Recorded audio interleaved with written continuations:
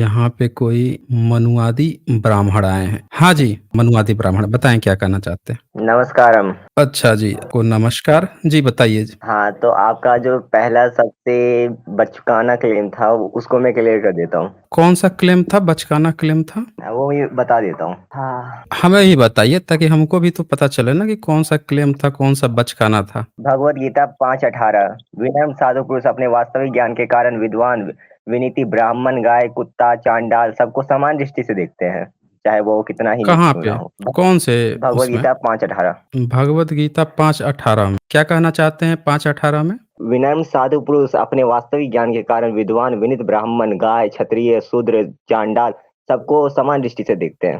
अच्छा, समान दृष्टि से देखते हैं, तो समान दृष्टि से देखते हैं तो फिर जो हमने दिखाया कि चैप्टर 18 जो था और चैप्टर 18 का जो श्लोक नंबर 41 था, उसमें ऐसी बात काहे लिखी हुई थी भाई? एक हुँ? मिनट, वो भी सब डाउट क्लियर होगा आराम से। हाँ, होगा ना, ये मैंने ओपन कर दिया है, चैप्टर 18 का 41 नंबर। इसमें काहे अच्छा, लिख कौन रहे हैं सा? कि शूद्र द्विज न होने के कारण वेद पठन में उनका अधिकार ही नहीं है। ये काहे बात कर रहे हैं भाई? द्विज का अर्थ क्या होता है? आप बता दीजिए क्या होता है द्विज का अर्थ? जो तीनों गुणों वाले होते हैं उसे द्विज कहते हैं। और तीन गुण कहाँ से आते हैं? तीन गुण बता दीजिए कौन से 3 गुण होते हैं? सतो, रजो, तमो। तो ये तीन गुण जन्म से कैसे हो गए, ये बताओ। अरे जन्म से नहीं हुए तो एक इंसान जन्म लेगा तो उसके अंदर कोई गुण नहीं रहता है। गुण कैसे विकसित होता है?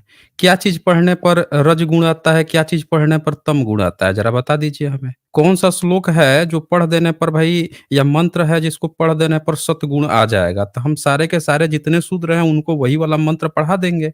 बता दीजिए आप हमें, कौन-सा अच्छा, ये मंत्र है बताए जिसको पढ़ने क्या के आपको? बाद से आ जाता है सतगुण? बताइए ना आप हमें।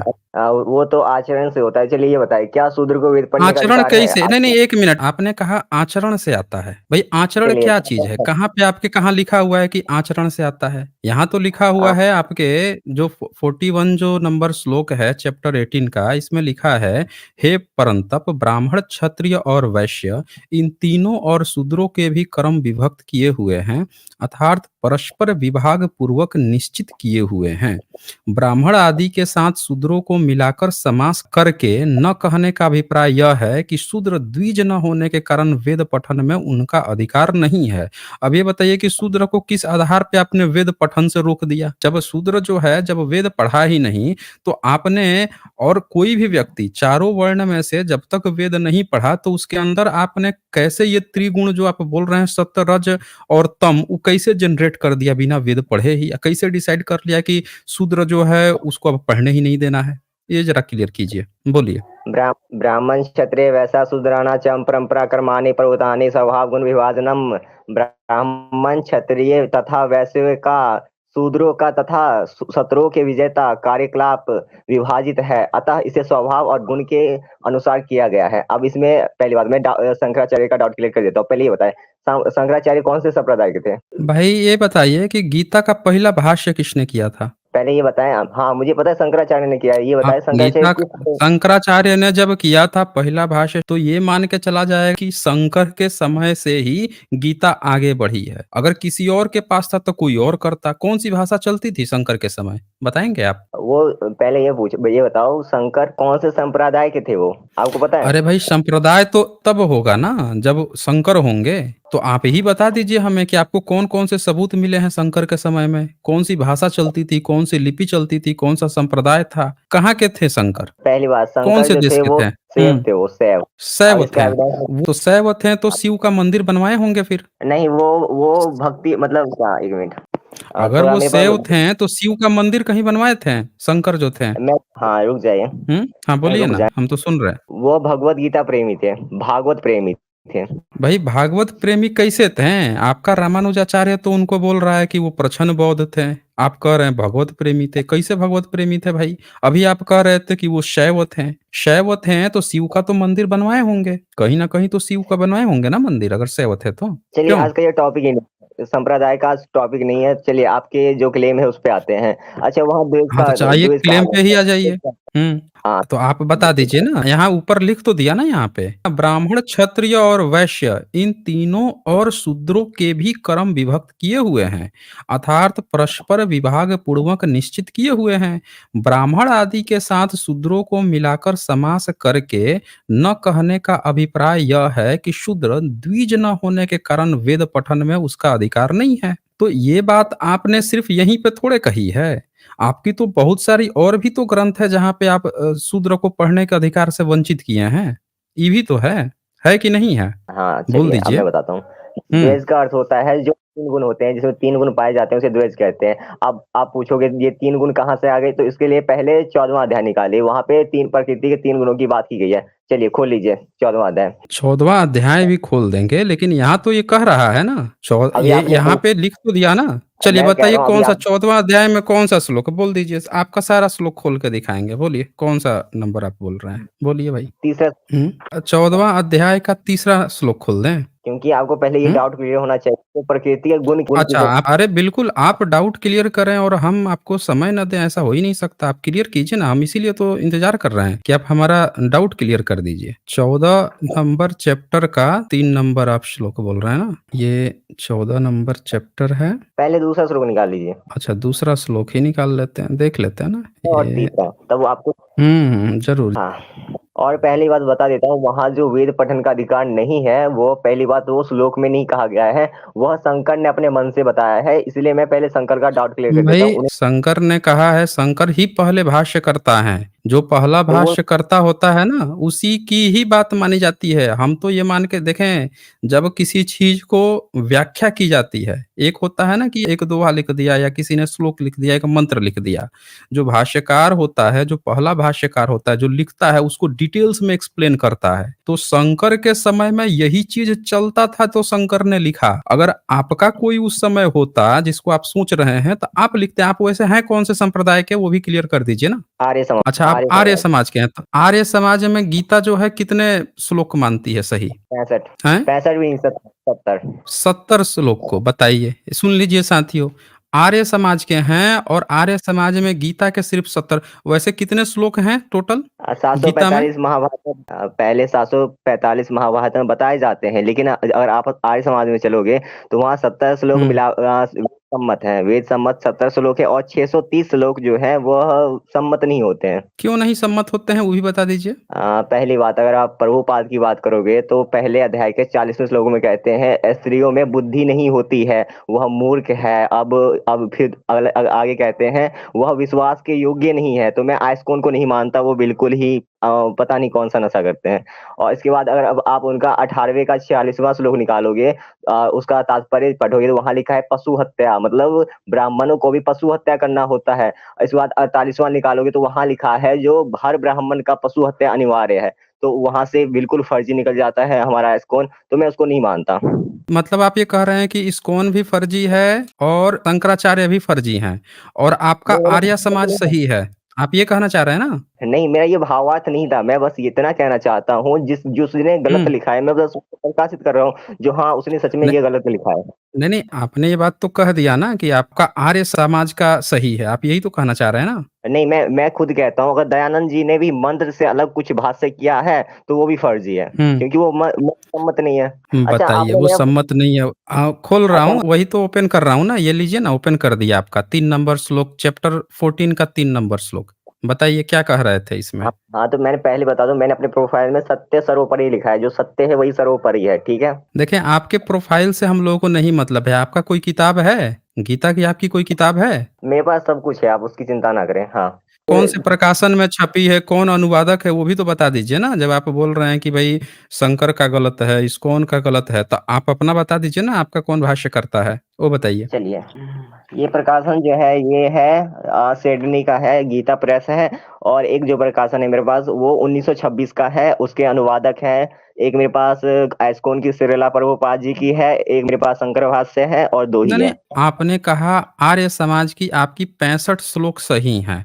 65 श्लोक की आपकी गीता है। मतलब जो 18 अध्याय महाभारत में शामिल किया गया है, आप तो कृष्ण को काट-कूट के खत्म कर दिए फिर। कृष्ण जो हैं अर्जुन को पहली समझाने के लिए 18 चैप्टर का गीता तैयार किए। और आज 700 श्लोक अवेलेबल है। पहले 745 थे महाभारत के अनुसार, लेकिन 45 इन लोगों ने खो दिए, फिर 700 बचे। अब आप जो है उसमें से काट-कूट के, अच्छा किस आधार पर आपने काट-कूट के 65 श्लोक तैयार किए हैं? वो भी ज़रा क्लियर कीजिए। मैंने दयानंद जी का बताया है, जो उन्होंने कहा है, मैंने कुछ नहीं कहा है हुँ। अपने मन से, मैं कुछ नहीं कहता अपने मन से। दयानंद सरस्वती तो बड़े खतरनाक है ना, वो तो आपको ये भी कह देते हैं, अंधा कुटिल साँप लेने की बात कह देते हैं। वो कम वो खतरनाक है। श्लोक हुँ, हाँ, तो वो डिबंक हो हुँ। चुका है, वो मंत्र डिबंक हो चुका है, उसको चिंता ना करें। कैसे डिबंक हो गया? आप दयानंद सरस्वती को ही डिबंक कर दिए हैं। नहीं, मैंने कहा वो श्लोक डिबंक हो चुका है, जो वहाँ भावार्थ अलग था दयानंद जी का। मतलब आप ये कहना और चाह आप रहे हैं कि दयानंद सरस्वती ही गलत भावार्थ कर दिए हैं, आप ये कहना चाह रहे हैं? नहीं, वहाँ पे लोग भावार्थ गलत समझते हैं, वहाँ ऐसा भावार्थ नहीं दिया गया है। अच्छा, क्या दिया गया है वहाँ पे? आप बता सकते हैं? हाँ, ये आज का हुँ? टॉपिक नहीं है, इसलिए मैं बताना चाहूँगा। अभी आप क्या कह रहे थे कि दयानंद सरस्वती के अनुसार आप इसको मान रहे हैं, और उसके बाद से जब ये बात आ गई कि दयानंद सरस्वती जो हैं वो तो और भी खतरनाक भाष्य करके गए हैं, तब आप जो हैं क्या कह रहे हैं कि उसको लोग गलत समझते हैं। चलिए, मैं हम आपकी बात मान लेते हैं। अभी हम उनके पॉइंट को अलग करते हैं, पहले आपका गीता वाला क्लियर कर लेते हैं, फिर उस पर आएँगे। ठीक है? जी, अब तो ठीक अवश्य। है ना? तो वहाँ पर अच्छा। हाँ, हाँ, बोलिए। पढ़िए वहाँ दूसरे श्लोक में क्या कहा है? ये तीसरा है, दूसरा निकालिए पहले, तब तीसरे पे आएँगे। अच्छा, ठीक है जी। चलिए, आपका पहले दूसरा ही निकाल लेते हैं। 1 मिनट। इसके बाद ये क्या दू हम हाँ, दूसरा बोलिए, हाँ, इसमें आप क्या वो कहना चाहते हैं? श्लोक पढ़ें। पढ़िए ना, सब क्लियर आपके सामने शेयर तो कर दिया है, 2 नंबर हाँ, श्लोक। चलिए ठीक हाँ, आप श्लोक पे ध्यान दीजिएगा। इनम इस ज्ञानम ज्ञान को उपाश्रित्य आश्रय बनाकर ममम मेरा साधमर्यम मतलब समान प्रकृति को यहाँ प्रकृति की बात आई है आगता प्राप्त करके सर्व अपि सृष्टि में भी न कभी नहीं उपजायते उत्पन्न होते हैं प्रलय प्रलय में ना तो विचलित होते हैं भी। इसका अर्थ यह है कि इस ज्ञान में स्थिर होकर मनुष्य जैसी ही दिव्य प्रकृति आप जो द्विज की बात कर रहे थे स्वभाव की वो यहाँ आता है द्विज प्रकृति को प्राप्त कर हो सकता है। इस प्रकार स्थित जाने वाला पे वह सृष्टि के समय उत्पन्न होता है और ना ही प्रलय के समय विचलित होता है। अब इसके आगे का श्लोक भई निकालिए। यहाँ पे 1 मिनट, इसमें द्विज की बात कहाँ आई है? ज़रा वो क्लियर कर दीजिए। दिव्य कहीं का आई नाम है क्या दिव्य है। द्विज की बात? हैं? नहीं, यहाँ नहीं आई है, यहाँ दिव्य की बताइए, बात जब है। यहाँ द्विज की बात आई ही नहीं है, तो आप काहे ज़बरदस्ती यहाँ खोल के लाए थे? अब मैं शंकर का भाष्य यहाँ पढ़ देता हूँ, ये क्या कहते हैं।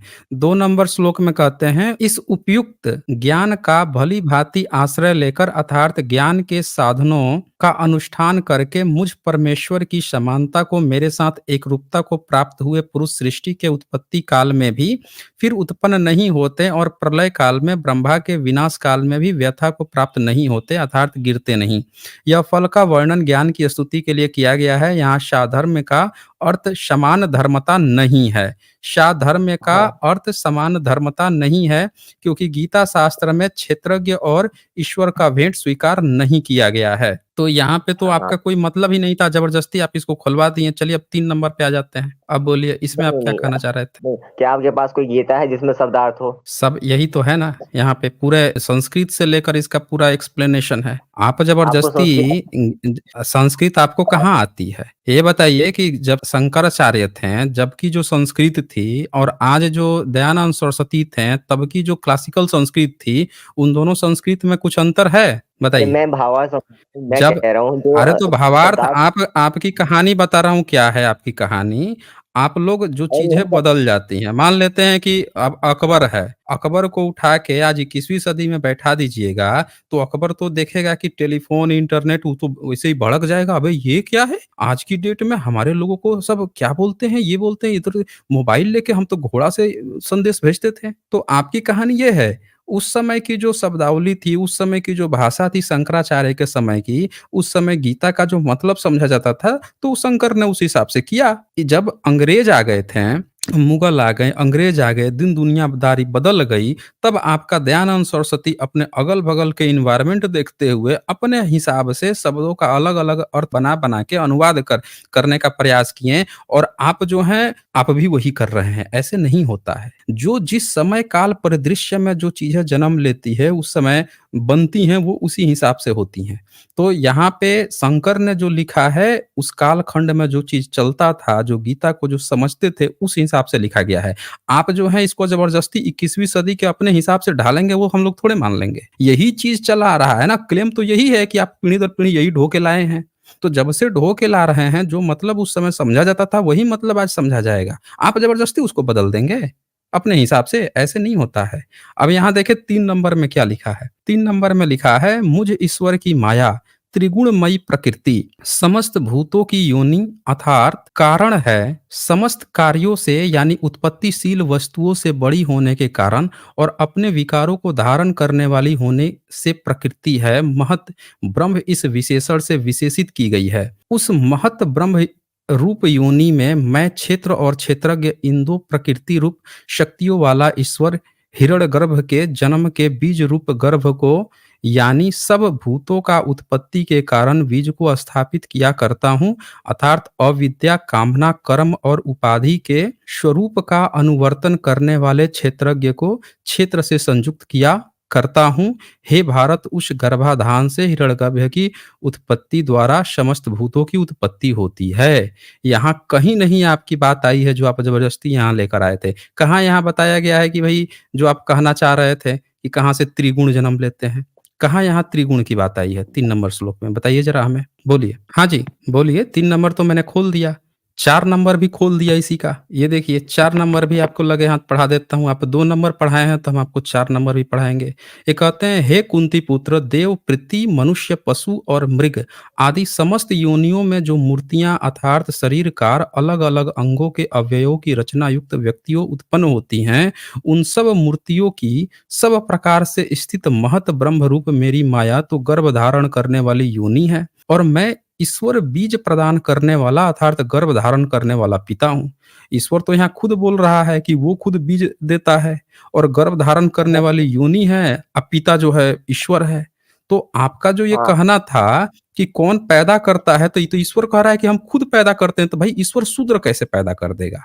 जब ईश्वर ही बीज स्वरूप प्रदान कर रहा है, तो ईश्वर शूद्र क्यों पैदा करेगा भाई? आप चाहेंगे कि आपका बेटा शूद्र बने? क्यों मनुवादी ब्राह्मण? लैपटॉप में इश्यू हैं? था इसलिए कुछ बोल नहीं पाया। ये 5वां श्लोक निकालिए नहीं जरा। बोल पा रहे थे कोई नहीं, नहीं, ये 4 नंबर पहले बताइए ना। आप 2 नंबर पढ़ाए हैं तो हम भी आपको 4 नंबर पढ़ाएँगे। 4 नंबर में ये लिखा हुआ है कि मैं ईश्वर बीज प्रदान करने वाला अर्थात गर्भाधान करने वाला पिता हूँ। तो कोई बाप जो है शूद्र क्यों पैदा करेगा भाई? अपना बेटा शूद्र आप अपना चाहेंगे कि आपका बेटा शूद्र बने? आप तो मनुवादी ब्राह्मण बने घूम रहे हैं। आप अगर बाप अरे हैं तो आप चाहेंगे कि आपका बेटा जो है अच्छा कृष्ण जो है क्या शूद्र थे कि जो शूद्रों को पैदा कर दिए? बताइए ज़रा हमें। गुण समझो, तब तो गुण की बात 5वें में की गई है, 6ठे में की गई है। पहले गुण तो समझो ना यार। अरे सब समझेंगे गुण, लेकिन बात पैदाइश की हो रही है ना। पैदा करने वाला कह रहे हैं कि मैं ईश्वर बीज प्रदान करने वाला अर्थात गर्भाधान करने वाला पिता हूँ। तो भाई ये जो पैदा कर रहे हैं, ये किस हिसाब से ही पैदा किए हैं, मैं ये जानना चाह रहा हूँ। ये ज़रा बताइए। ये कोई शूद्र कैसे पैदा करेगा? यानी कि जन्म से वो क्या सबको इंसान पैदा कर रहे हैं?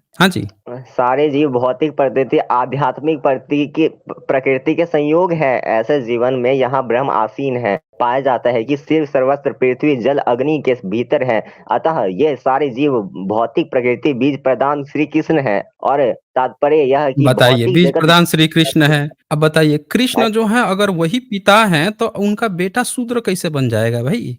उनमें बाप का तो गुण आना चाहिए। जब हम देखते हैं कि ब्राह्मण जो हैं आपके पिता शूद्र थे क्या मनुवादी ब्राह्मण? आप क्यों पूरी बात मनुवादी सुनते ब्राह्मण? नहीं हो अब मैं पूरी बात सुन रहा हूँ, ना। मैं आपसे पूछ रहा हूँ ना, क्या आपके पिता शूद्र थे या ब्राह्मण थे? सर हुँ? आप बोल लेते हो, मैं सुन रहा हूँ, फिर मैं बोलता हूँ तो आप क्यों नहीं सुनते हो? आप अरे भाई आपकी बात ही सुन रहे हैं, हमने तो एक क्वेश्चन किया है ना, उस क्वेश्चन का आप जवाब दे दीजिए। क्वेश्चन ही तो किया है ना, कोई ऐसा थोड़ी कहा है कि आप बोलेंगे इसका ही नहीं। मैं तो एक क्वेश्चन कर दिया कि आपके पिता जो हैं क्या थे? मतलब शूद्र थे या ब्राह्मण थे? मैं ये पूछ रहा हूँ आपसे। या कृष्ण ने बीज डाला था? कह रहे हैं जो कृष्ण वेद कि पढ़ मैं ईश्वर बीज डालता हूँ, गर्भाधान करने वाला पिता हूँ। तो आपके पिता हैं या कृष्ण हैं? ये पहले क्लियर कर दीजिए। सृष्टि काल के पूर्ण कर्मों के अनुसार विविध रूपों में प्रकट होते हैं, इसका सीधा तात्पर्य है। क्या मतलब हुआ इसका? आपके अंदर कृष्ण है, आप ये कहना चाह रहे हैं? अरे शूद्र है उसके अंदर भी कृष्ण है, आप ब्राह्मण हैं तो आपके अंदर भी कृष्ण है। आप ये कहना चाह रहे हैं? जो क्यों? वेद पढ़ ले वही ब्राह्मण है। आप कोई शूद्र जाके वेद पढ़ तो ले वही जो ब्राह्मण है, बात खत्म। एक बात बताइए कि अगर यहाँ तो कृष्ण कह रहे हैं कि मैं ईश्वर बीज प्रदान करने वाला अर्थात गर्भाधान करने वाला पिता हूँ। तो अगर कोई बाप है तो बाप अपने किसी बेटे को क्यों कहेगा कि तुम वेद मत पढ़ो? वो शूद्र क्यों बनाएगा भाई? अगर आपका बाप किसी कृष्ण है तो किसी शूद्र का बाप भी तो कृष्ण ही होगा ना? तो शूद्र जो है वो वेद काहे वेद नहीं पढ़ेगा भाई? एक बाप जो है अपने किसी बेटा को वेद काहे नहीं पढ़ाएगा? बताइए? दर्श आपके ब्राह्मण जो हैं, जो पीढ़ी दर पीढ़ी जो वेद लेकर आए हैं, वो कितने शूद्रों को वेद पढ़ाए हैं? ये जितने भारत में शूद्र बने हैं, उनमें किसको-किसको वेद पढ़ाए हैं? ज़रा ये बता दीजिए तो आप हमें। बोलिए। हाँ, जितने भी दर्शक हैं जिनको भी प्रकृति के गुण समझना हुआ वो 5वां श्लोक पढ़ लेना 14वें अध्याय का। अब मैं इसको सीधा क्लियर कर देता अरे हूँ भाई वो सबको। हम सब पढ़ेंगे, वो भी पढ़ेंगे लेकिन आप इससे भाग क्यों रहे हैं? जो 4 नंबर श्लोक है, पहले आपने 3 नंबर कहा, 3 नंबर खोला तो आपने 2 नंबर पढ़ा दिया, तो हमने उसका एक अगला चौथा पढ़ा दिया, हम 5वें पर भी आएँगे। लेकिन सवाल ये है कि चौथे में जब कृष्ण कह रहा है कि वही बाप है सबका गर्भाधान करने वाला, तो वो शूद्र जो है शूद्र क्यों बन गया? जब शूद्र में भी कृष्ण है, ब्राह्मण में भी कृष्ण है और उसमें भी कृष्ण है क्षत्रिय और वैश्य में जब सब में कृष्ण ही का अंश है, उसी का बीज है, तो कोई शूद्र क्यों, कोई ब्राह्मण क्यों? वो 4 भाग में क्यों फिर? मेरा ये सवाल है, इसको पहले क्लियर कीजिए ना, फिर हम आगे बढ़ते हैं। बोलिए मनुवादी ब्राह्मण। अब हाँ, अब आपका टॉपिक मुझे समझ में आ गया। हाँ, शूद्र वो होता है जो शिक्षा लेने के बाद भी वो शिक्षा ग्रहण नहीं कर पाता है, उसका आचरण ही अच्छा, शूद्र वाला है। अच्छा, हाँ, अच्छा। आप ये हाँ, कह रहे हैं कि उसका आचरण ही शूद्र वाला है और जो शिक्षा ग्रहण ही नहीं करता या वेद पढ़ने के बाद से भी वो नहीं करता। आप यही कह रहे हैं ना वो शूद्र है? पहली बात तो सबको वेद पढ़ने का आपने अधिकार ये है, कहा चाहे ना? वो अच्छा, आपने कहा कि चांडाल। सबको वेद पढ़ने का अधिकार है, आपने ये कहा ना? हाँ, तो जब हाँ, आपने ये कह दिया कि सबको वेद पढ़ने का अधिकार है, तो चैप्टर 18 का 44 नंबर श्लोक निकालिए तो ज़रा, बता दीजिए उसमें। अभी देख लेते हैं कि कितना पढ़ने का अधिकार 44 नंबर श्लोक निकालिए तो ज़रा। कृषि गोरक्षाय वाजनम वैश्य कर्म विभाजनम परिचत्यान कर्म शूद्रामा सर्व विभाजनम, मतलब कृषि करना, गोरक्षा करना हुँ, ये वैश्यों के काम है, तथा सब वर्णों की सेवा करना ये शूद्रों के काम है। अच्छा, बताइए जब ये वो सब वर्णों का सेवा करना शूद्र का काम है, अब आप तो कह रहे थे कि भई शूद्र जो है सबको वेद पढ़ने का अधिकार है, तो आपने जो शूद्र है उसको काहे नहीं आपने पढ़ने का अधिकार दिया? आपने उसको सबको वो सेवा करने का काहे अधिकार दे दिया भाई? उसका कर्म जो है सेवा करने का काहे बना दिया? हाँ, जब वेद पढ़ने का अधिकार है उसको, तो मैं उसको सीधा ऐसा क्यों कहा आपने? सीधा पॉइंट है। बोलिए भाई। वर्ण पहले ये बताओ, एडजेक्टिव है नाउन है? वर्ण जो है वो एडजेक्टिव है या नाउन है, विशेषण देखें, है या ये नाउन है? हाँ, भाई आपको जो बोलना है अपनी बात रख दीजिए। हमारा क्वेश्चन अभी भी वही है कि आप जो हैं शूद्र को पढ़ने का हक काहे नहीं दिए? आप कह रहे हैं सब पढ़ सकते हैं, तो फिर उसका कर्म आपने ये क्यों कह दिया कि ऊपर के सारे वर्णों की सेवा करना है, ये क्यों दे दिया आपने उसको फिर? हुँ? यजुर्वेद 26 का दूसरा मंत्र, सभी को वेद पढ़ने का अधिकार है, चाहे वो चांडाल हो, शूद्र हो, कुछ भई उसमें नहीं है, दयानंद सरस्वती का भी अंधा कुटिल सांप खोल दूँगा अभी वो। आप जो हैं अरे इधर-उधर मत भागिए, गीता पर आए हैं देखिए अभी जब मैं दूसरी बात कर रहा था तो आप क्या कह रहे थे, इसी पे बात करूँगा। अब आप भाग रहे हैं, वहाँ पे भी नहीं लिखा है, खोलूँगा तो वहाँ भी आप फँसेंगे। लेकिन पहले इसको क्लियर कर लीजिए फिर हम आगे बढ़ेंगे। ये 44 नंबर हाँ, श्लोक है, इसमें कहते हैं वैसे ही शूद्र का भी परिचर्यात्मक अर्थात सेवा रूप कर्म स्वाभाविक है। आपने उसका स्वाभाविक कर्म ही बना दिया। स्वभाव कहाँ से उत्पन्न होता है? तो वो ईश्वर की प्रकृति है, ये भी लिखा हुआ है। तो वो तो शूद्र 14 का में लिखा स्वभाव है। आपने सेवा काहे बना दिया? ये बताइए ना? अगर वेद पढ़ने का अधिकार है, तो आपने अगर ब्राह्मण वेद पढ़ता है, तो भाई अच्छा 1 मिनट, आप तो आर्य समाजी ब्राह्मण हैं, आप तो मनुस्मृति भी मानते होंगे, क्यों? अरे बहुत कट्टरता से मानता हूँ, कट्टरता से मानता हूँ, लेकिन इस पे कट्टरता से मेरा मानते हैं? तो मनुस्मृति जब कट्टर मानने वाले हैं, आप कहाँ यहाँ फँसे हुए हैं? यहाँ तो फँस ही रहे हैं। आइए आपका दिखाता हूँ ना आपके जब कट्टर समर्थक हैं, तो उसमें तो क्लियर-क्लियर सब लिखा हुआ है ना। ये कहाँ आप हाँ, हाँ, 66 श्लोक काट-कूट के यहाँ भाग के इधर-उधर भाग रहे हैं। आपका मनुस्मृति अरे जो है जब क्लियर-क्लियर बता ही दे रखा हुआ है, तो आप काहे भाग रहे हैं? ज़रा चैप्टर 2 का 31 नंबर श्लोक खोलिए तो मनुस्मृति में। अरे अभी रुक जाइए ना, थोड़ा भगवत गीता को क्लियर करने दो। आप तो कट्टर समर्थक हैं ना मनुस्मृति का, आप तो मनुवादी ब्राह्मण लिख के आए हैं। यहाँ तो आप फँस ही गए ना, यहाँ पे तो साफ-साफ मैंने दिखा दिया ना यहाँ पे, कि आपने क्या किया है कि कृषि का काम दे दिया वैश्य को। यहाँ आपने लिख दिया कृषि, गौरक्षा, वाणिज्य, भूमि से हल चलाने का नाम कृषि है, गौओं को रक्षा करने वाला गोरक्ष है, उसका भाव गोरक्ष यानी पशुओं का पालना है, ये दे दिया। लेकिन शूद्र का आपने क्या कर्म डिसाइड किया कि इसका सेवा रूप कर्म स्वाभाविक है, आपने सेवा करना काम शूद्र का दिया। तो यहाँ से तो ये कर्मा साफ-साफ पता चल गया ना। और 43 में 44 में ब्राह्मण का आपने क्या कर्म दिया, वो भी देख लेते हैं सब लोग, बता दीजिए आप हमें। अबे ब्राह्मण का कर्म कर्माणि बताइए? गुण विभाजनम हुँ। स्वभाव गुण विभाजनम, मतलब जो उनका स्वभाव है उनके हिसाब से उन्होंने हुँ। बताया है। इसमें आप कहाँ जन्म तो से सिद्ध भाई करना चाहते हैं? ब्राह्मण का स्वभाव क्या है? आप बता दीजिए हमें। ब्राह्मण का स्वभाव ज्ञान हुँ, विज्ञान मात से कर्म कर्म स्वभावजनम, हुँ, मतलब सबको समझाइए। शांति प्रियता आत्मसंयता तपस्या पवित्रता सहीन हुँ, सुन्नता सत्यनिष्ठा ज्ञान विज्ञान धार्मिकता, ये हुँ, सारे स्वभाव गुण है ब्राह्मणों के।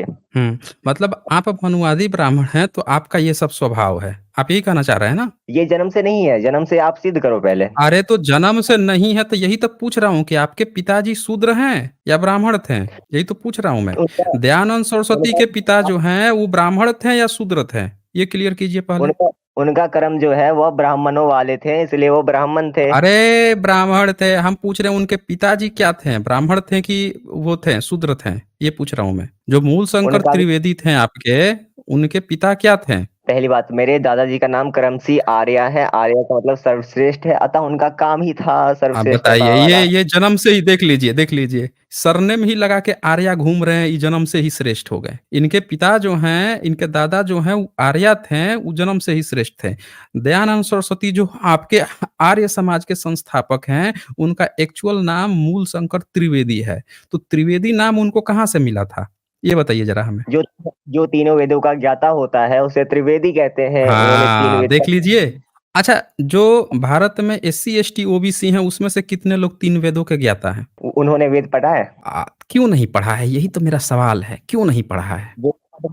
वेद पढ़ लो, त्रिवेदी हुँ? क्या द्विवेदी चतुर्वेदी लगा के। अच्छा, दयानंद सरस्वती को अलग से आर्य समाज खोलने की क्यों ज़रूरत पड़ी?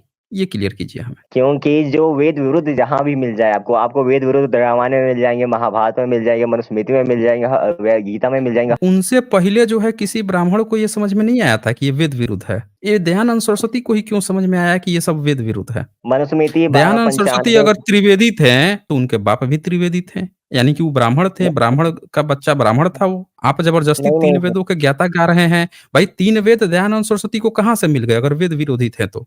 ज़रा ये बताइए हमें, बोलिए। हाँ, पहली बात, वो उनके जो पापा थे वो त्रिवेदी नहीं थे, वो द्विवेदी थे। उन क्या थे? फिर दयानंद जी त्रिवेदी थे। अच्छा, अच्छा। मतलब आप ये कहना चाह रहे हैं कि जो द्विवेदी होते हैं, उनका बेटा त्रिवेदी नाम रख दिया जाता है। आप ये कह रहे क्योंकि हैं? वो तीनों वेदों का ज्ञाता होता है। आप चतुर्वेदी बन अच्छा, जाइए, 3 चारों वेद वेद के क्या? पढ़ लीजिए। तो अच्छा, चतुर्वेदी बन जाइए तो 4 वेदों का ज्ञाता हो जाएगा। यानी कि आज के जितने भी चतुर्वेदी हैं, जितने भी द्विवेदी हैं, जितने भी त्रिवेदी हैं, जितने भी अच्छा, पांडे कैसे बनते हैं? पांडे कौन होते हैं? आप ही बता दीजिए ना। आप तो चतुर्वेदी बता दिए, पांडे भी हमने सुना है, चौबे पहली भी बात, ये सुना है। पांडे हाँ, पांडे त्रिवेदी कौन का होते हैं? अच्छा, जो त्रिवेदी का संधि विच्छेद होता है वो तीन वेदों के ज्ञाता को हम त्रिवेदी कहते हैं। पांडे का संधि विच्छेद बताइए जरा। अच्छा, आप बताएँगे ना, क्योंकि ब्राह्मण पांडे सरनेम लेके घूमता है, तो हम तो आपसे पूछेंगे कि बताइए पांडे क क्या होते हैं फिर? अगर आप समाज पे डिबेट करना चाहते हो तो डिबेट का कोई मत ही नहीं भाई बनता, आपने डिबेट ही। किया है, आपने ज़बरदस्ती बता दिया कि त्रिवेदी 3 वेदों का ज्ञाता है, चतुर्वेदी 4 वेदों का है, द्विवेदी 2 वेदों का। ये आपने बताया है।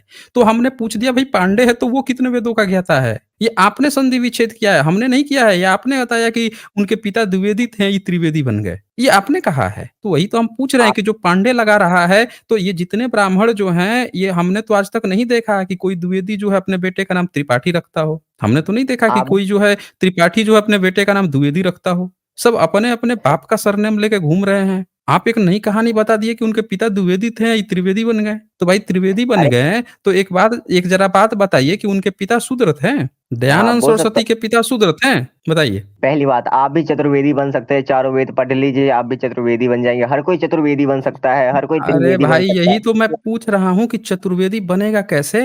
आपके दयानंद सरस्वती जब आए हैं, तो उन्होंने कितने जो एससी, एसटी थे उनको वो बना दिया, वेदों का ज्ञाता बना दिया। बताइए आप हमें। ओके, वो पढ़ ले, मैं उनको बनाने के लिए तैयार हूँ। वो पढ़ ले 3 वेद, मैं त्रिवेदी बना दूंगा। और बताएं। अच्छा, मतलब आप ये कह रहे हैं कि अभी तक एक को भी नहीं बना पाए आप। अच्छा, आपको लगता है? अच्छा ठीक है, वेद में कितने मंत्र हैं? देखें, वेद में सबको पता है कितने मंत्र हैं। आपके चारों वेद मिला के लगभग 20,500 मंत्र हैं। उतने मंत्र कितने पढ़ना मंत्र हैं आप आपको ये बताइए। इतने मंत्र हाँ, पढ़ना आपको आसान लगता है? अच्छा, आप ये कहना चाह रहे हैं कि जो शूद्र है वो 20,500 मंत्र नहीं पढ़ सकता है, आप ये कहना चाह रहे हैं। अवश्य पढ़ सकता है, हर कोई पढ़ सकता है, लेकिन क्या उतना अरे मंत्र वो भाई पढ़ेगा? सुनिए, सब लोग देख लीजिए, इनका जातिवादी चेहरा अभी सामने आ गया, ठीक विवेक बिंद्रा की तरह। अभी क्या बोल रहे थे कि शूद्र को लाओ, हम वेद पढ़ा के त्रिवेदी बना देंगे, चतुर्वेदी बना देंगे। अभी जब बात आई तो क्या कह रहे हैं कि शूद्र इतना पढ़ सकता है। यही तो मैं आपसे पूछ रहा हूँ कि ब्राह्मण कैसे पढ़ लिया, कैसे इतने एक दिन तक पीढ़ी दर पीढ़ी ढो के लाते रहा। अच्छा, वेद आप कब से ढो के ला रहे हैं, जरा ये भी क्लियर कीजिए हमें। पहली बात, भगवत गीता पहले करो, भगवत गीता 5:18 पहले पढ़ो। हम सब पढ़ेंगे, लेकिन पहले आप बता दीजिए कि आप बोले हैं ना अभी कि चतुर्वेदी त्रिवेदी बनाएंगे। आप मेरा एक सवाल का जवाब दीजिए कि आप वेद कितने समय से पीढ़ी दर पीढ़ी लाए हैं कि आज तक जो है शूद्र जो है वेद का एक्सपर्ट नहीं बन पाया। वो जरा क्लियर कीजिए, आप बताइए। मैं इतिहास नहीं कितने जानता। इतने मैं इतिहास नहीं, काहे नहीं जानते हैं आप। दयानंद सरस्वती के चेले हैं, दयानंद सरस्वती की इतनी आप जो है चर्चा कर रहे थे, और आप कह रहे हैं कि आप इतिहास नहीं जानते हैं। आप इतिहास नहीं जानेंगे तो हम आपको मैं- इतिहास पढ़ा देंगे। हाँ बताएं, कब आया था अगर वेद? आप आप इतिहास, ही बता दें। भाई आपके सत्यार्थ प्रकाश में लिखा हुआ है, आपके दयानंद सरस्वती ने तो लिखा हुआ है। ये आपको नहीं पता है? कह उन्होंने तो दीजिए कि नहीं तिब्बत भी पता लिखा है। है, तो उसमें क्या? हाँ हाँ, जी तो पता है, लिखा तो है उसमें ना। तो तिब्बत। जब आपके दयानंद सरस्वती ने ही लिख दिया है कि वेद कितना पुराना है, तो आप काहे इतना कंफ्यूज है, बताइए। चलिए भगवत गीता पे आएंगे कि? नहीं, इतिहास नहीं पता है तो हम आपको इतिहास बताएंगे ना। आप जो है बहुत समय से इधर उधर टाल मटोल कर रहे हैं। अब हम आपको मुद्दे पर लेकर आते हैं। ये देखिए, आप जो हैं एक बात बताइए, आपके दयानंद सरस्वती यहाँ लिखते हैं जगत की उत्पत्ति में कितना समय व्यतीत हुआ, तो उसका उत्तर सत्यार्थ प्रकाश में आपके दयानंद सरस्वती देते हैं। थोड़ा जूम करके दिखा देता हूँ, सब लोगों को दिख जाएगा। ये देखिए, एक वो अरब बोलते हैं 1 अरब 96 करोड़ कई लाख कई सहस्त्र वर्ष जगत की उत्पत्ति और वेदों के प्रकाश होने में हुए हैं। अब एक बात बताइए, अगर वेद आपका 1 अरब 96 करोड़ साल पुराना था, तो इतने समय से कितने शूद्रों को आपने वेद पढ़ाया, कंठस्थ कराया, कितने को द्विवेदी चतुर्वेदी त्रिवेदी बनाया, बताइए। पांडे बनाया, दीक्षित शिक्षित बनाया, बताइए। यजुर्वेद 26 दो, कोई भी वेद पढ़ ले, कोई भी वेद का ज्ञाता बन जाए, अरे कोई भी तो यही ब्राह्मण। मैं पूछ रहा हूँ, पीढ़ी दर पीढ़ी कौन ढो के लेके आया, बताइए। जहाँ तक मुझे पता है, आर्य समाज में गुरु परंपरा नहीं होता है। आर्य समाज में जब गुरु परंपरा नहीं है, तो फिर आपको पता कैसे चला कि 1 अरब 96 करोड़ साल पुराना है? यही तो पूछ रहा हूँ मैं, वो तो यही तो मेरा क्वेश्चन है। वो दयानंद जी से पूछ लीजिएगा, स्वर्ग में जाके। का है, आप नहीं बताएंगे? वो तो लिख के गए हैं 1 अरब 96 करोड़ साल। तो 1 अरब 96 करोड़ साल से वेद आपके पास कैसे टपक गया फिर? अगर आपके यहाँ नहीं था, ये सारी चीजें नहीं थी, तो फिर कैसे टपका, कैसे, ये जरा हमें बता दीजिए। वो दयानंद जी से पूछिए, जो उन्होंने क्यों लिखा, किस भावार्थ में लिखा, वो दयानंद जी बताएंगे। तो फिर आपका समाज कैसे बन गया? जब सब चीज़ दयानंद समाज सरस्वती लिख के गए, आपका समाज बन के गए। आप जो है 700 श्लोक में से 70-65 श्लोक लेके आए हैं कि यही हमारा सही है, और उसमें भी आप बता नहीं पा रहे हैं। सत्यार्थ प्रकाश में वेद जो है 1 अरब 96 करोड़ आपको मिला कैसे वेद? जब सब चीज़ मिलावटी था, तो ये आपको सही कैसे मिल गया भाई 1 अरब 96 करोड़ साल से? हुँ? मैंने सीधा कह दिया, भगवत गीता 5:18 निकाल लीजिए, वहां सबको जब समान दृष्टि वो अरे 5-18 नहीं, हमने तो जो खोला था उसका तो आप जवाब ही नहीं दिए। हमने जो चीज़ किसका? खोला था उसका आप कहाँ जवाब दिए? तो ज़रा इसका जवाब दीजिए तो। 1 अरब 96 करोड़ साल से आप जो है वेद बोल रहे थे कि आप द्विवेदी चतुर्वेदी बना देंगे, और फिर बोल रहे थे कि शूद्र इतना पढ़ पाएगा। हम पूछ रहे हैं कि 1 अरब 96 करोड़ से भी ज़्यादा समय से आप कितने शूद्रों को बनाए हैं? कितने को ब्राह्मण बनाए भी नहीं हैं? पढ़ आज तक क्यों पाते, नहीं बनाए? श्रेय ब्राह्मण। तो पीढ़ी दर पीढ़ी ढो के कौन लाया? ये बताइए। अब इससे पीढ़ी पहले दर मध्वाचार्य, पीढ़ी ढो के कौन लाया? हैं, बोलिए। शंकराचार्य, हुँ? कुरुआचार्य आए थे, इतने सारे आचार्य आए थे। आचार्य धोके लाए होंगे, और कौन लाए होंगे? तो जब आचार्य लोग ढो के लाए हैं, तो आप फिर मिलावट कैसे बोल दिए? ई कैसे बोल दिए कि वो मिलावट है? ढो के लेके आए वो, आपके लिए बड़ा आसान है बैठ के गपोड़ दिए कि वो झूठा है, ये मिलावटी है, ये सही है, वो सही है। जब भागवत गीता जो है पीढ़ी दर पीढ़ी ये लोग लेकर आए 745, आप कौन होते हैं उसको 66 या 65 करने वाले? आप कैसे कर दिए उसको 66-65? मतलब आपने पैरामीटर कैसे बना दिया कि ये वेद सम्मत है? जब आपको 1 अरब 96 करोड़ साल पहले वेद मिला नहीं, आप हैं 1875 के, तो आपने कैसे डिसाइड कर लिया कि पहले वेद क्या था, आज वेद क्या है? आपको जो मिला उसी को आपने सही मान लिया। सब लोगों को पहली गाली बात, भी दे दी, मैंने आप पुराने सारे लोगों को। आपके दयानंद सरस्वती सारे पुराने लोगों को गाली दे रहे हैं, अपने को सही बता रहे हैं, और अच्छा, तो ये कहाँ दिया जो है? धो के लाया उसी को गाली आप दे रहे हैं। हुँ? कहाँ दिया है, कहाँ दिया है, बताइए कहाँ दिया है? अरे भाई, आपके ऋग्वेद भाष्य भूमिका में उन्होंने साफ-साफ लिखा है। पढ़े ये नहीं है क्या देखिए, अपनी सारी किताबें? हुँ। ये देखिए, यहाँ से भूमिका शुरू है। यहाँ से भूमिका में कहाँ आपको दिख रहा है कुछ? ऋग्वेद भाष्य भूमिका का किताब है ना, तो उसमें हाँ, आप चले जाइए, वेद के बारे में चले जाइए, वेद कितना ऑथेंटिक है, एक चैप्टर होगा लास्ट में, पीछे के चैप्टर में आप क्रमांक देखिए उसका, ऋग्वेद भाष्य भूमिका किताब निकालिए। अब आपका समय हाँ, नहीं कौन? बर्बाद हो रहा है, जब दूसरा किताब खोल रहे हैं तो अब नहीं बर्बाद हो रहा है। अरे बंडल बताए, हैं कौन जी? से मंडल में? नहीं, ऋग्वेद भाष्य भूमिका में आपका कोई मंडल नहीं है, उन्होंने अलग-अलग चीज़ें लिखी हुई हैं और उसमें एक चैप्टर होगा आपका पूरा ऋग्वेद का। उसकी ऑथेंटिसिटी कितना साल पुराना है, जिस जो यहाँ लिखे हैं कि ये इसका स्पष्ट व्याख्यान मेरी बनाई भूमिका में लिखा है, देख लीजिए। तो इनकी जो भूमिका है ऋग्वेद भाष्य भूमिका, उसमें ये लिखा हुआ है। 1 मिनट मैं आपको बता देता हूँ कहाँ लिखा हुआ है, वो भी है मेरे पास। लेकिन उसको निकालने से पहले पहले एक बात क्लियर कीजिए मुझे, यहाँ से तो आपका ये थियरी तो गलत हो गया कम से कम, कि अगर 1 अरब 96 करोड़ साल पहले से आपको नहीं पता है और ज़बरदस्ती आपने इतना पुराना बता दिया है आपके दयानंद सरस्वती ने, तो एक चीज़ तो क्लियर हो गई कि दयानंद सरस्वती यहाँ झूठ बोले हैं। क्योंकि इतना पुराना आप क्या तो हो ही नहीं सकता। वेद जो बोल रहे हैं इतना पुराना, इससे तो उनकी थियरी ही गलत हो जा रही है, कि इतना पुराना वेद होगा। क्या आप इतना फिर से पुराना भगवद इंसान गीता? था? नहीं, हम बिल्कुल भगवद खोलेंगे, लेकिन आपका वो पॉइंट यहाँ पे वो पॉइंट गलत हो रहा है, क्योंकि 1 अरब 96 करोड़ साल पहले जो वेद की बात वो कहे हैं, वो बात यहाँ पे गलत हो रही है। हाँ, बिल्कुल 1 अरब दयानंद जी ने 96 गलत करोड़ साल पहले गलत किया है ना? चलिए बिल्कुल, हम यही सुनना चाहते थे। आ जाते हैं आपके भगवद आपके गीता पे। 5 हाँ, 18 आ गए आपके गीता। 5 चलिए 5 5 18 खोल लेते हैं। आपका 5 18 भी खोल लेते हैं। आप पता नहीं, मैं पहले बता रहा हूँ, आप भाष्य नहीं पढ़ा कीजिए, उसका शब्दार्थ पढ़ा कीजिए, कोई जो बात नहीं, हम श्लोक है उसका। संस्कृत खोल दिए हैं। इस संस्कृत का अर्थ आप बता देंगे क्या लिखा है?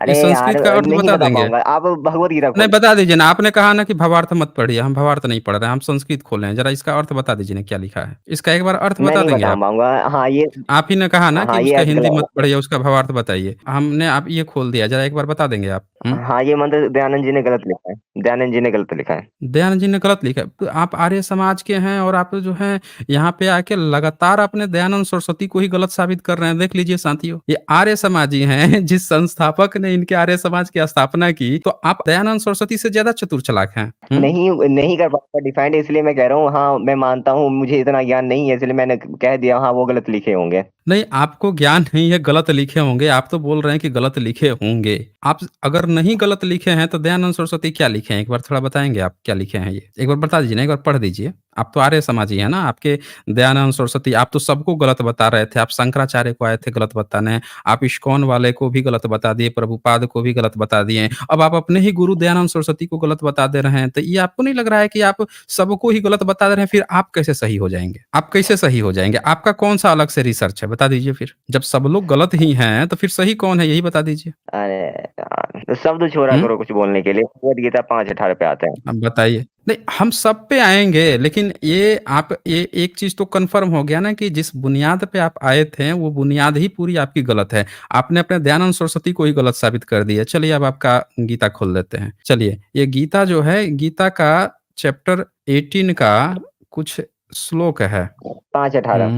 हैं? 5 18 खोल दें? चलिए क्योंकि मुझे 1 पता है मिनट। वहाँ मैं शंकराचार्य को डिफाइंड नहीं कर पाऊंगा, उन्होंने सच में बहुत गलत लिखा है। अच्छा, गलत लिखा है तो आप संस्कृत पढ़ के एक बार बता दीजिए ना। हम लोग तो कुछ कह ही नहीं रहे हैं कि आप कुछ और बताइए। हम तो कह रहे हैं कि आप चलो, सिर्फ जो है एक बार संस्कृत ही पढ़ के उसका अर्थ बता दीजिए भाई, क्या गलत लिखा है। ब्राह्मण हम क्षत्रिय लोग भी तो वैश्य देखें। कर्माणि प्रभुतानि स्वभावगुण विभाजनम, मतलब जो ये 4 वर्ण है वो स्वभावगुण के विभाजन में। हाँ, तो स्वभाव गुण के विभाजन में है, तो ये कहाँ लिखा हुआ है कि वो स्वभाव गुण कहाँ से आता है? ये कहीं लिखा है उसमें? 14वें अध्याय के 5वें श्लोक में लिखा गया है, इसलिए मैं पहले दूसरा तीसरा पढ़ा रहा था जो आपको 5वां समझ में आए, लेकिन आपने 5वां अरे पढ़ा ही नहीं नहीं। लिखा है ना, आप पता नहीं कहाँ पे क्या बता रहे हैं। ये जो लिखा हुआ आप है 41, ये 41 जो श्लोक है इसका। हमें 5वां सुना देता हूँ। सत्व रज इति गुणा प्रकृति स्वभाव व निबंधी महाबाहु देहे देहमीन वमयम, मतलब भौतिक प्रकृति के जो 3 गुण है, सत्व रजो तमो गुण है। महाबाहु हम्म अर्जुन, यह शाश्वत जीव प्रकृति के संसर्ग में आता है, वह यह 3 गुण से संबंध हो जाता है। अरे भाई, अब इसमें कहाँ लिखा आगे, हुआ है? 5 18 आप बोल रहे हैं ना? हाँ 5:18 निकाल लीजिए, वो अलग है। आपका हर श्लोक दिखाऊंगा मैं। अरे भाई, आप आर्य समाजी हैं, आप अपने गुरु को ही गलत कर लिए, सबको साथ साथ अपने भी गुरु को गलत कर लिए। आपको तो दिखाना ही पड़ेगा भाई, आपका इतना गहन रिसर्च है, आपको तो दिखाना पड़ेगा फिर। 5 18 लीजिए 5:18 भी मैंने ओपन कर दिया। अब ये भी शेयर करके दिखा देता हूँ। बताइए मैं भी निकाल लेता हूँ। बताइए इसमें क्या कहना चाह रहे हैं 5:18 में? इसमें लिखा है विद्या और विनय युक्त ब्राह्मण में अर्थात विद्या, आत्मबोध और विनय उपरांत इन दोनों गुणों में संपन्न जो विद्वान और विनीत ब्राह्मण है, उस ब्राह्मण में, गौ में, हाथी में, कुत्ते में और चंडाल में भी पंडित जन स्वभाव समभाव से देखने वाले होते हैं। ये कह समभाव रहा का है कि हाँ, समभाव से देखने वाले होते हैं। तो यहाँ पे समभाव क्या दिया है उस हाँ, लेकिन शूद्र कहाँ दिया है इसमें? इसमें चंडाल दे समभाव दिया है का लेकिन शूद्र कहाँ दिया है? चांडाल का अर्थ क्या और होता जो है? मूल श्लोक में कहाँ लिखा है चंडाल? चांडाल का अर्थ क्या होता है? आप मूल श्लोक में कहीं चंडाल लिखा है? हाँ बिल्कुल लिखा है, सर्वपाके। बता दीजिए कहाँ? हैं? सर्वपाक। सर्वपाके? कहाँ हाँ सर्वपाके? सर्वपाक मतलब चंडाल होता है। जी हाँ, आप स्वपाक कहीं हाँ कुताभक्षी होता है, कुताभक्षी को हम चांडाल कहते हैं। आप संस्कृत भाषा निकाल लीजिए, संस्कृत 1 मिनट भाषा। मतलब आप ये कहना चाह रहे हैं कि आपके जो ऋषि मुनि थे वो सब चंडाल थे क्योंकि वो भी कुत्ता सर्वपाके लिखा खाते थे। है। हाँ तो सर्वपाके तो आप स्व को तो पाक करने वाले आपके ब्राह्मण थे ना। कहाँ लिखा आपके है? विश्वामित्र, आपके वामदेव, ये तो आपके मनुस्मृति में लिखा हुआ है चैप्टर 10 में। आपके वो बात मनुस्मृति के चैप्टर 10 में तो लिखा हुआ है कि विश्वामित्र जो हैं वो और वामदेव जो हैं वो कुत्ता खाने की इच्छा करते हैं। तो स्वपाक तो हाँ, वो तो हुए। मनुस्मृति का भी हाँ। नहीं चल रहा है ना, मनुस्मृति पे बात नहीं करना तो है ना, यहाँ मनुस्मृति लिखा है। नहीं चल रहा है तो आप ये कैसे कह सकते हैं कि स्वपाक जो है जो कुत्ते को खाता हो वो चंडाल है? जब आपके मनुस्मृति में ये बात आप कट्टर मनुवादी भी हैं, मनुस्मृति मानने वाले हैं। यहाँ पे क्या लिखा है? लिखा है विद्या और विनय युक्त ब्राह्मण में। अर्थात विद्या, आत्मबोध और विनय उपरामता इन दोनों गुणों से संपन्न जो विद्वान और विनीत ब्राह्मण है, उस ब्राह्मण में कहता है उस ब्राह्मण में, गौ में, हाथी में, कुत्ते में, चंडाल में भी पंडित सब स्वभाव देखने वाले होते हैं। यानी कि पंडित एक अलग कैटेगरी है। पंडित देखेगा किस में? तो ब्राह्मण में, चाहे गौ में, चाहे हाथी में, चाहे कुत्ते में, चाहे चंडाल में। पंडित देखेगा, ब्राह्मण थोड़े देख रहा है। यहाँ पंडित हमें कह बताओ। रहा है, पंडित देखेगा। और पंडित कौन होता है? पंडित आपके वर्ण व्यवस्था में थोड़े आता है। पंडित शब्द तो बौद्धों में आता है। वो लोग कहते हैं कि जो विद्वान है वो पंडित है। यानी आप ये यहाँ पे ये बात कह रहे हैं कि कोई थर्ड बंदा जो है, किसी तीसरे धर्म की आप बात कर रहे हैं, जो बंदा इन सब में एक समान देखेगा, ब्राह्मण में, गौ में, हाथी में, कुत्ते में, चंडाल में। आपने ये कहीं नहीं कहा कि ब्राह्मण जो है इन सबको एक समान देखेगा। आपने चलिए तो उसमें जब जब एक समान, इसीलिए तो आपके कृष्ण ने वो बना दिया ना वर्ण व्यवस्था 4 अलग-अलग। वर्ण व्यवस्था सर 4 मुझे अलग-अलग क्यों बनाया? विधा विनय संपत्र ब्राह्मण गति हस्तनी, विधा शिक्षा विनय तथा जो विनम्रता से है, संपत्र युक्त ब्राह्मण मतलब ब्राह्मण में, गवि मतलब गाय, हस्तनी मतलब हाथी, श्रूनी मतलब कुत्ते में, तथा मतलब तथा, एवं मतलब निश्चय ही, सरोपाकी मतलब चांडाल जिसको हम कुत्ता बख्शी भी कहते हैं, च कमर्स पंडिता ज्ञानी समान दृष्टि से देखता है। अब बताएं। अरे भाई तो पंडित ना देखता है, ब्राह्मण थोड़े देखता है। यहाँ लिखा है ना पंडित कि कौन? पंडित देखता है इनको। तो पंडित कौन? आपके आपकी वर्ण व्यवस्था में पंडित शब्द है, ब्राह्मण शब्द है। ये पंडित देखेगा पंडित ब्राह्मण को। भाई पंडित पंडित किसे कहते देखेगा। हाँ तो हैं? पंडित पंडित कौन क्या? कहता है? पंडित आपके वर्ण व्यवस्था में कहाँ पंडित शब्द है? बता दीजिए आप हमें। आपके कितने वर्ण होते हैं? यही बता दीजिए आप हमें। अर्थ पता है आपको? अरे पंडित का हमको अर्थ अर्थ सुनिए, अगर अर्थ होता ना तो यहाँ लिखता ब्राह्मण। ब्राह्मण ब्राह्मण को देखेगा। यहाँ लिखा है उस ब्राह्मण में, गौ में, हाथी में, कुत्ते में, चंडाल में भी पंडित जन स्वभाव से देखने वाले होते हैं। जो पंडित होता है वो देखेगा इन चारों में समानता। यानी वो कह रहा है आपके ब्राह्मण को भी कुत्ते और चंडाल जैसा देखेगा जो कि सर्वविदित है। सब लोग जानते हैं कि यही चीज है। ई कह रहा है। ये नहीं कह रहा है कि ब्राह्मण जो है वो सब सारे लोगों को एक समान देखेगा। समझ रहे? ये नहीं कह रहा है। आप अलग से पंडित एक कहानी बना रहे हैं जबरदस्ती। हाँ, तो यहाँ आपके वर्ण व्यवस्था कौन? में पंडित शब्द है? बता दीजिए आप हमें। पहली बात, पंडित ज्ञानी आप पुरुष को कहते हैं। ज्ञानी पुरुष वर्ण व्यवस्था में अरे कहाँ तो से आ जाएगा? क्या पंडित मुंह ज्ञानी निकाला? जब ज्ञानी पुरुष पंडित है तो वर्ण व्यवस्था में कौन है पंडित? बता दीजिए आप हमें। कहीं लिखा है कि आपका ब्राह्मण को ही पंडित कहते हैं? काहे नहीं लिख दिया? फिर ब्राह्मण काहे अलग लिखा? बता दीजिए जो फिर। ज्ञान लेने ब्राह्मण को अलग क्यों लिखा? हुँ? जो ज्ञान ले ले वही पंडित है, तो उसमें देने की क्या ज़रूरत है? आप ज्ञान ले लीजिए, आप भी पंडित हो जाएँगे। हाँ, तो ज्ञान ले लिए तो जब पंडित हो जाएँगे तो ज्ञान लेगा कैसे? जब आपने काम ही पकड़ा दिया है शूद्रों को कि वो जो है सारे वर्णों की सेवा करेगा। सारे वर्ण की सेवा दुई करेगा तो ज्ञान कहाँ से लेगा? अरे जब दुई सारे दान वर्णों का काम ही आपने पकड़ा दिया, ये आपके अगला श्लोक देख लेते हैं ना, 19 नंबर क्या कहता है? जिनका अंतःकरण समता में अर्थात स्वभूतों के अंतर्गत ब्रह्म रूप स्वभाव से स्थित यानी निश्चल हो गया है, उस समदर्शी पंडितों ने यहाँ जीवित अवस्था में ही सर्ग को यानी जन्म को जीत लिया है, अर्थात उसे अपने अधीन कर लिया है। तो यहाँ पे पंडित शब्द आया है फिर से, अध्याय, समझ रहे हैं? हुँ? अध्याय, अध्याय। क्या अध्याय? क्या अध्याय? अच्छा, इससे आगे वाला श्लोक है। उससे इस अगला जीवन श्लोक है। में दिखाता हूँ ना, आप सारे श्लोकों को दिखा देता हूँ ना अभी, सब क्लियर हो जाएगा ना इस यहाँ पे। 20 नंबर कहता है, प्रिय वस्तु को प्राप्त करते तो हर्षित न हो, अर्थात इष्ट वस्तु प्राप्त को हर्ष न माने, अप्रिय अनिष्ट पदार्थ से मिलने पर। भाई यहाँ पे आपका ये कहीं पे नहीं आया, ब्राह्मण जो है वो शूद्र को समान समझेगा, ये तो कहीं पे नहीं आया। आपके वर्ण व्यवस्था में आते कौन-कौन है भाई? कुत्ते-बिलार को तो आप आपने सही किया, कुत्ते को, हाथी को आप सही देख लोगे, गाय को सही देख लोगे, लेकिन आप शूद्र को सही काहे नहीं देखोगे, ये हमको समझ में नहीं आ रहा है भाई। हाँ जी। वहाँ शूद्र। अच्छा, चांडाल कौन होते हैं? चांडाल कौन होते हैं? अच्छा, तो बता दीजिए कौन होते हैं चंडाल? चांडाल आप बता शूद्र से दीजिए भी हम नीचे सुनेंगे। का चांडाल शूद्र शूद्र से से भी भी नीचे नीचे का। जाति, तो आपके हाँ, कृष्ण ने चंडाल को नहीं बनाया है। वो तो बोल रहा है कि मया सृष्टि वो चतुर्वर्णम मया सृष्टि वो बोल रहा है। हमने तो 4 वर्ण बताया है, तो ये चंडाल कौन बना दिया फिर? चांडाल उसे कहते हैं जो मतलब आप सुने होंगे जो कुत्ता पक्षी, यहाँ कुत्ता पक्षी को कहा गया है जो कुत्ते खाते हैं। बताइए, सुरभ। लीजिए। इनका 22 नंबर श्लोक देख लीजिए, इसमें बुध का भी नाम इन्होंने ले लिया है। ये लिखते हैं हाँ, हाँ। रमते बुद्धः, भाई बुद्धः नाम लिख दिया इन्होंने। 22 नंबर श्लोक चैप्टर 5 का, यहाँ पे रमते बुद्धः क्या होता है भाई इसका मतलब?